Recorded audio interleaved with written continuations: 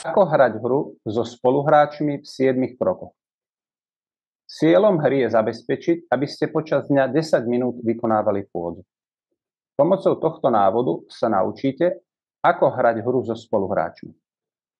Pamätajte na to, že aby ste mohli hru hrať, musíte vykonávať chôdzu v reálnom prostredí. Krok 1. Kliknite na poštové auto, aby ste pridali spoluhráča, s ktorým chcete hru hrať. Krok 2. V dolnej časti sa zobrazí vaše poštové číslo. Kliknite na ikonu adresára, aby ste mohli pridať vášho spoluhráča.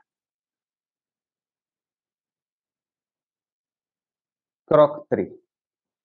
Zadajte meno a poštové číslo vášho spoluhráča.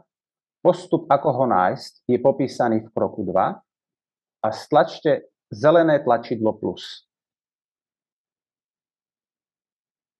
Krok 4. Prejdite do hlavného poštového menu, pozri krok 2 a stlačte zelenú obálku, ktorá vám umožní niečo poslať vášmu spoluhráčovi. Krok 5.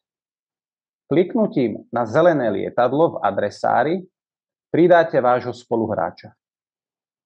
Kliknite na tlačidlo so smajlíkom.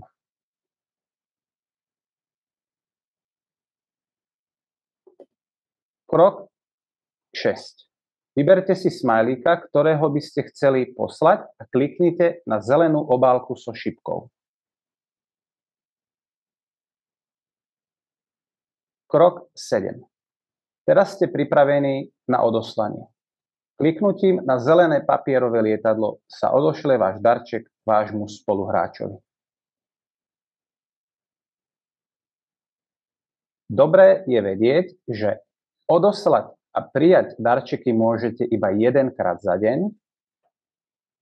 Okrem smajlíkov môžete posielať spoluhráčovi plodiny, ktoré zozbierate na vašej farme. Keď kliknete na ikonu globusu v hlavnom poštovom menu, pozri krok 2, budete môcť vidieť, ako sa darí iným hráčom v hre a čo ste spolu dosiahli.